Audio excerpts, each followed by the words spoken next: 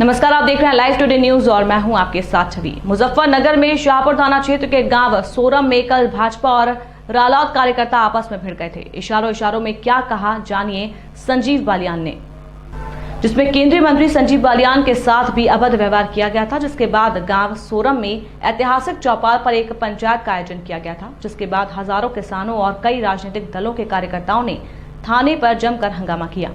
रालोद जिला अध्यक्ष अजीत राठी और रालोद कार्यकर्ताओं ने मंत्री संजीव बालियान और उनके समर्थकों के खिलाफ शाहपुर थाने में तहरीर दी है। इसी क्रम में केंद्रीय मंत्री संजीव बालियान ने एक प्रेस वार्ता बुलाकर अपना पक्ष रखा। केंद्रीय मंत्री संजीव बालियान ने पत्रकारों से बात करते हुए बताया कि भैंसवाल में समाजवादी पार्टी के उम्मीदवार के परिवार के लोगों द्वारा वहां पर नारेबाजी की गई। 12 लोग थे उस परिवार में जिन्होंने बदतमीजी करने का प्रयास किया। उसके बाद कल सोरम गांव में राष्ट्रीय लोकदल के ब्लॉक अध्यक्ष के नेतृत्व में 5 से 6 कार्यकर्ताओं के द्वारा, जब मैं एक तेरहवीं में मौजूद था, उस समय रस्म पगड़ी चल रही थी। मैं किसी राजनीतिक कार्यक्रम में नहीं गया था। कम से कम इतना तो होना चाहिए, मर्यादा में रहकर एक दूसरे का सम्मान तो होना चाहिए। ऐसे शांतिपूर्ण माहौल को उन्होंने राजनीति का अखाड़ा बना दिया। समाज को नहीं तोड़ना चाहिए। राजनीति तो होती रहती है और होती रहेगी। चुनाव लोग लड़ते हैं और आगे भी लड़ेंगे। समाज को आपस में लड़ाकर आप लोग तो चले जाएंगे, भुगतना तो मुजफ्फरनगर की जनता को पड़ेगा। ये घटना बहुत दुर्भाग्यपूर्ण घटना है। मैं व्यक्तिगत रूप से बहुत दुखी हूँ। वे लोग बहुत खुश होंगे। उन्होंने हमेशा दिल्ली में बैठकर राजनीति की है। हम लोगों ने पसीना बहाकर और लोगों के बीच में रहकर राजनीति की है। मस्जिद से ऐलान करने वाले बयान पर उन्होंने कहा कि वहां पर लोकदल के नेता मौजूद थे जो 26 जनवरी पर लाल किले की घटना में मौजूद थे। मेरे निकलते ही हाथापाई हुई, नारे लगाए, लोगों ने उन्हें भगाया। उसके बाद सोरम में मस्जिदों से अनाउंसमेंट हुआ कि संजीव बालियान के विरोध में इकट्ठा हो जाओ। इसे 2013 की घटना की तरफ लेकर मत जाएं। 2013 में भी भाग गए थे साहब और इस बार भी भाग जाएंगे। पिछली बार भी हमने ही भुगता था। सोरम और पुरवालियान में लोग मारे गए थे, ये देखने भी नहीं आए। ये कभी सोरम वालों के आंसू पोंछने भी नहीं आए। घायल हुए तब भी नहीं आए। इससे पहले पिटाई हुई, फर्जी मुकदमे दर्ज हुए, तब भी ये लोग सोरम में नहीं आए।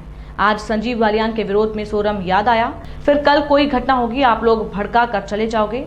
मेरा आप लोगों से निवेदन है, ये मेरे अपने हैं, कोई भी हो वो मेरा अपना है। भैंसवाल में समाजवादी पार्टी के उम्मीदवार जो थे वहाँ, उनके परिवार द्वारा नारेबाजी की गई। 10-12 लोग थे परिवार के, बदतमीजी करने का प्रयास किया। उसके बाद कल सोरम गांव में राष्ट्रीय लोकदल के ब्लॉक अध्यक्ष नेतृत्व में उनके 5-6 कार्यकर्ताओं के द्वारा, जब मैं एक 13वीं में मौजूद था, जो रस्म पगड़ी चल रही थी, मैं किसी राजनीतिक कार्यक्रम में भी नहीं था। कम से कम इतना तो रहना चाहिए कि हम इतनी मर्यादाएं तो एक दूसरे की रखें, इतना सम्मान तो एक दूसरे का करें कि ऐसे शादी हो या 13वीं, उन्हें तो राजनीतिक जन का अखाड़ा ना बनाए। समाज को मत तोड़िए साहब।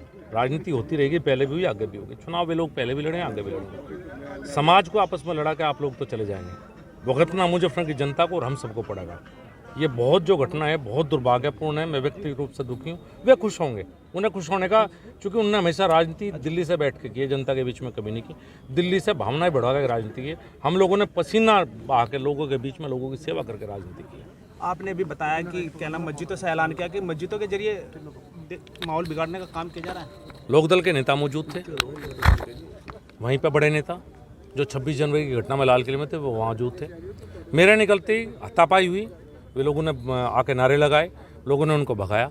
उसके बाद मस्जिदों से अनाउंसमेंट हुआ सोरम में कि संजीव बालियान के विरोध में इकट्ठा हो जाओ। ये 2013 की घटनाओं की तरफ इस मुजफ्फर को मत लेकर जाइए। आप 2013 में भी भाग गए थे साहब, इस बार भी भाग जाएंगे।